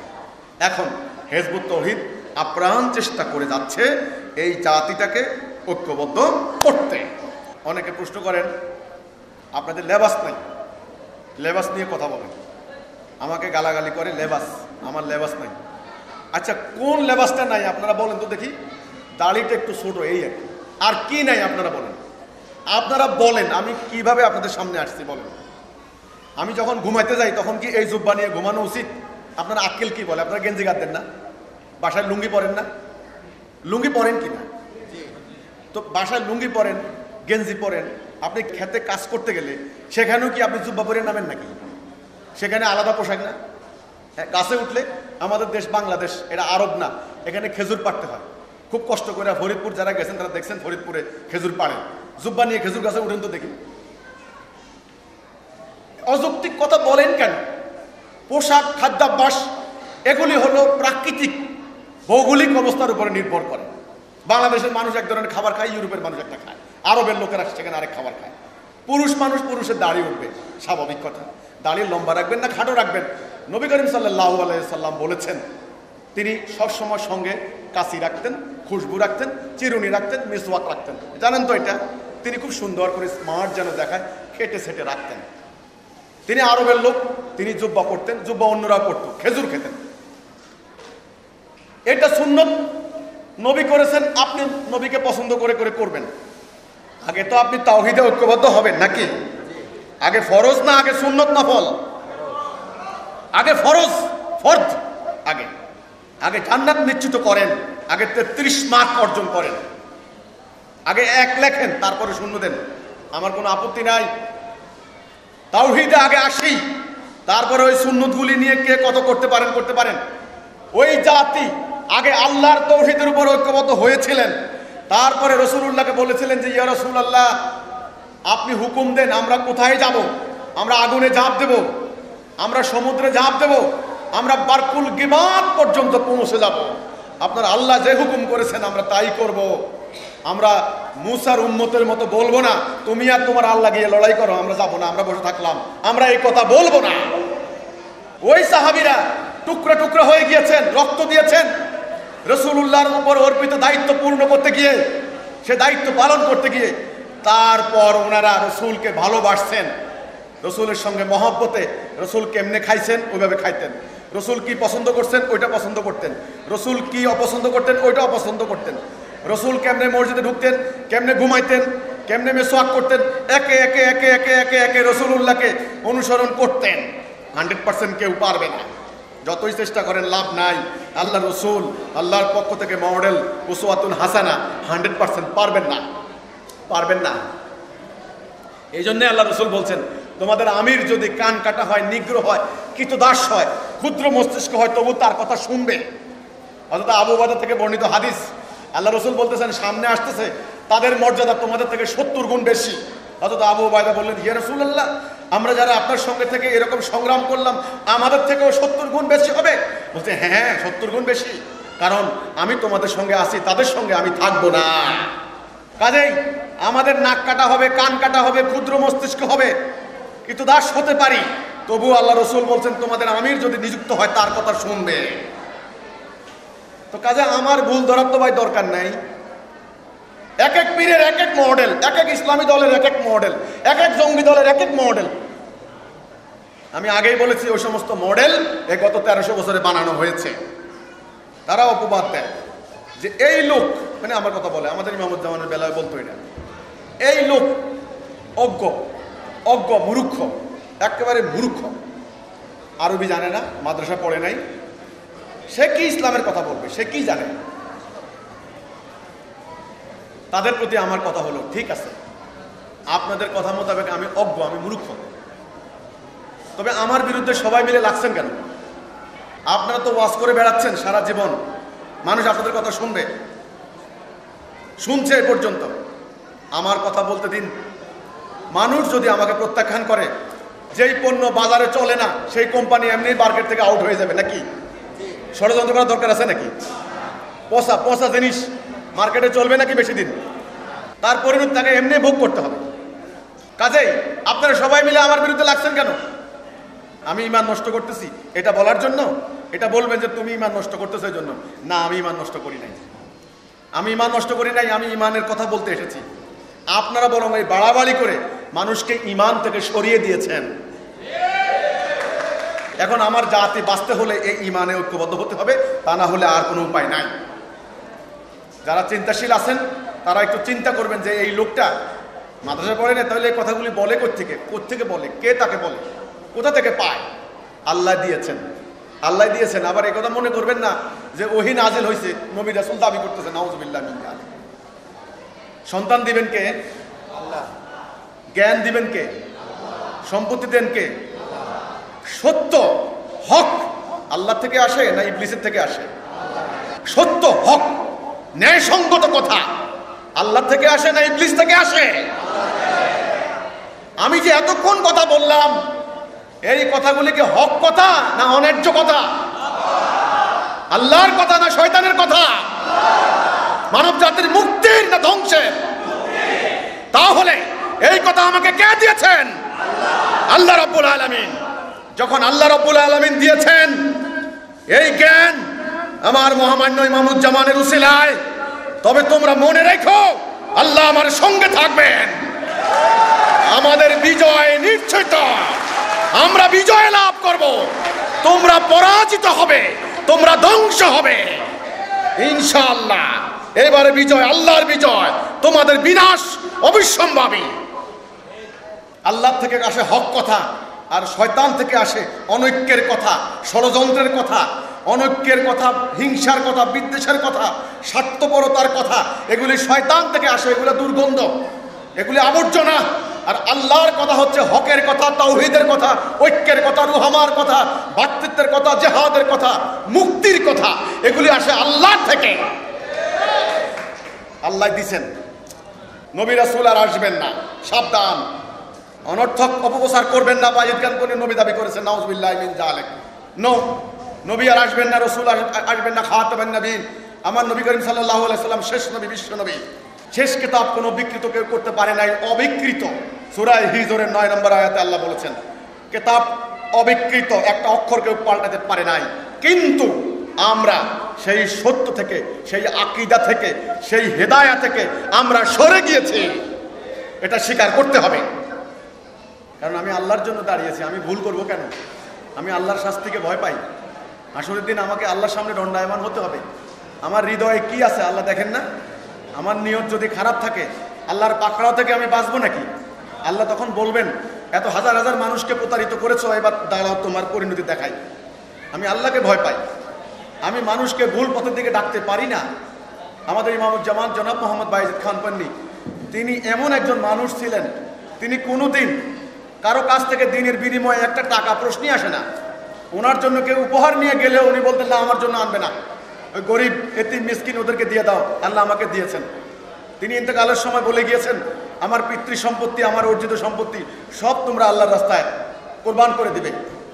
তিনি আমাদেরকে সবসময় নসিহত করতেন, তোমরা জীবন নিয়ে যতই ব্যস্ত থাকো, জীবন ধর্ম নিয়ে, কিন্তু আল্লাহর রাস্তায় কিছু না কিছু তোমরা কাজ করবে, সংগ্রাম করবে। তিনি আরো বলতেন, তোমরা মনে রেখো তোমাদের এই জাতি, যে জাতির চেহারা দেখতে পাচ্ছ, আল্লাহ রসুল যে জাতি তৈরি করেছিলেন সেরকম ছিল না। যদি তোমাদেরকে একবার কোনোভাবে সেই জাতিকে দেখাইতে পারতাম, তবে তোমরা দেখতে কি দুর্বার, দুর্বিনীত, প্রচন্ড গতিশীল জাতি, ঐক্যবদ্ধ জাতি, সুশৃঙ্খল জাতি, সুন্দর একটা জাতি কেমন ছিল। মানুষ দরজা খুলে ঘুমাতো, কোনো ভয় নাই, কোনো আতঙ্ক নাই। সেই জাতি আজ তোমাদের জাতি এক নয়, সম্পূর্ণ বিপরীতমুখী জাতি। তখন আমরা বলতাম ইমামুজ্জামান কেমনে হলো, এই বিকৃতি কিভাবে আসলো? তিনি বলতেন, আমি বই লিখেছি, তোমরা আমার বইগুলি পড়ো, আমি আস্তে আস্তে সমস্ত কিছু বলে দিয়েছি, তোমরা বুঝবা। এই সমালোচনাকারীরা ওনার কোনো বই পড়বে না, ওনার কোনো বক্তব্য শুনবে না, না শুনে না পড়ে এই সমালোচনা করবে, বলে কি বায়েজিদ খান বন্নি খ্রিস্টান। তো কাজেই আপনারা আমাদের সম্পর্কে জানেন, যদি আমরা ভুল কিছু বলে থাকি তবে আমরা তওবা করতে রাজি আছি, সংশোধিত হতে রাজি আছি। আমরা চাই আমাদের এই জাতির ঐক্য, আমরা চাই শৃঙ্খলা, আমরা চাই মুক্তি, আমরা চাই আমাদের জীবনটা চলুক আল্লাহর হুকুম দিয়ে, শয়তানের হুকুম দিয়ে নয়, দাজ্জালের হুকুম দিয়ে নয়। আমরা চাই আমরা জান্নাতে যাব। আমরা খেলাফত করব কার? আল্লাহর। দাসত্ব করব কার? হুকুম মানব কার? আনুগত্য করব কার? আর আজকে সমগ্র দুনিয়ায় হুকুম মানছে দাজ্জালের, দাসত্ব করছে দাজ্জালের, আনুগত্য করছে দাজ্জালের। দুনিয়া আজ অশান্তিতে পূর্ণ। কাজেই আমরা দাসত্ব করব আল্লাহর, হুকুম মানব আল্লাহর, ইতায়া করব আল্লাহর, ইবাদত করব আল্লাহর। তবেই আল্লাহ আমাদেরকে জান্নাত দিবেন। আমাদের ইমামুজ্জামান আমাদেরকে এই শিক্ষাটাই দিয়ে গেছেন, আর তারা অনর্থক সমালোচনাগুলি করছে। আসেন ইফতারের পূর্ব মুহূর্তে আমরা আল্লাহর কাছে একটু দোয়া করি। আল্লাহুম্মা আমিন। রব্বানা আতিনা ফিদ দুনিয়া হাসানাতাও ওয়া ফিল আখিরাতি হাসানাতাও ওয়া কিনা আযাবান নার। রব্বানা লা তুযিগ কুলুবানা বা'দা ইয হাদাইতানা ওয়া হাব লানা মিন লাদুনকা রাহমাতান ইন্নাকা আনতাল ওয়াহ্হাব। ইয়া গফুরুর রহিম, ইয়া আজিজুল গফুর, ইয়া আফওয়ান গফুর রব্বুল আলামিন। আমরা গুনাহগার সাধারণ মানুষ, এই সত্য নিয়ে দাঁড়িয়েছি, তুমি আমাদের ভুলগুলিকে, তুমি আমাদের গুনাহগুলি ক্ষমা করে দাও আল্লাহ। আজকে সারা দিন ধরে অনেকে কষ্ট করে সওম রেখেছেন আল্লাহ তোমার সন্তুষ্টির জন্য। তুমি বলেছো লাআল্লাকুম তাত্তাকুন, তাকওয়া অর্জন হবে, যেন আমরা যেন তাকওয়া অর্জন করতে পারি, অর্থাৎ ন্যায় অন্যায়ের মানদণ্ডে আমরা যেন ন্যায়ের পন্থা অবলম্বন করতে পারি, সেই হিম্মত দাও।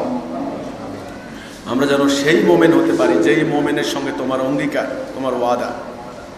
আল্লাহ, আজকের এই জাতি লাঞ্ছিত, অপমানিত, সর্বত্র আজকে নিগৃহীত, আমরা ঐক্যবদ্ধ করতে দাঁড়িয়েছি। আমাদের সামনে পাহাড় পরিমাণ বাধা, আমাদের পথের সামনে কাটা বিছিয়ে রাখা হয়েছে। আল্লাহ, এই সমস্ত বাধাকে অতিক্রম করে সামনে অগ্রসর হওয়ার হিম্মত দাও। আল্লাহ, আমাদের তুমি ক্ষমা করো আল্লাহ। আল্লাহ রব্বুল আলামিন আমাদের এই জনগণকে তাদের সত্য বুঝার তৌফিক দাও, তাদের হৃদয়কে উন্মুক্ত করে দাও। আল্লাহ, পুরো মানব জাতি দাজ্জালে দাসত্ব করে তারা ধ্বংসের কিনারে এসে দাঁড়িয়েছে, তোমার দাসত্ব করার দিকে আহ্বান করছি আমরা। আল্লাহ, তারা যেন এর মর্ম, এর প্রয়োজনীয়তা বুঝতে পারে, আল্লাহ সেই মোতাবেক যেন সিদ্ধান্ত নিতে পারে, সেই তৌফিক দাও আল্লাহ। আল্লাহ, আমাদের প্রিয় জন্মভূমি বাংলার মাটিকে তুমি সাম্রাজ্যবাদীদের তাণ্ডব থেকে হেফাজত করো। আল্লাহ, তুমি আমাদের ক্ষমা করো। যারা অসুস্থ রয়েছেন, রোগ শোকে তারা আক্রান্ত, আল্লাহ তাদেরকে রোগ মুক্ত করে দাও। আল্লাহ রব্বুল আলামিন আমাদের ক্ষমা করে দাও আল্লাহ। আল্লাহ, তুমি আমাদের দয়া করো। আল্লাহ, আমরা সাধারণ মানুষ, গুনাহগার, আমাদের কথা বলা ভুল হতে পারে, আমাদের আচরণে ভুল হতে পারে, কিন্তু আল্লাহ রব্বুল আলামিন আমাদের নিয়ত তুমি জানো। আল্লাহ রসুল বলেছিলেন ইন্নামাল আমালু বিন্নিয়াত। আল্লাহ, সমস্ত আমল নিয়তের উপর, তুমি আমাদের নিয়ত জানো, তুমি সামিউম বাসির, তুমি লতিফুল খাবির। আল্লাহ, তুমি আমাদের দয়া করো আল্লাহ। আল্লাহ, আমাদের ক্ষমা করে দাও, আমাদেরকে অটল রাখো, অনড় রাখো, সাবের রাখো আল্লাহ। সুবহান রাব্বিকা রাব্বিল ইজ্জাতি আম্মা ইয়াসিফুন ওয়া সালামুন আলাল মুরসালিন ওয়ালহামদুলিল্লাহি রাব্বিল আলামিন বিহাক্কি কালিমাতি লা ইলাহা ইল্লাল্লাহ ওয়া মুহাম্মাদান আবদুহু ওয়া রাসূলুহু সাল্লাল্লাহু আলাইহি ওয়া সাল্লাম তাসলিমা। আল্লাহুম্মা আমিন। আল্লাহতে যার পূর্ণ ঈমান, কোথা সে মুসলমান, কোথা সে মুসলমান। যার মুখে শুনি তাওহীদের কালাম, ভয়ে মৃত্যু করিত সালাম। যার দিন দিন রবে কাঁপিত দুনিয়া, দিন দিন রবে কাঁপিত দুনিয়া, জিন পরি ইনসান। কোথা সে মুসলমান, কোথা সে মুসলমান।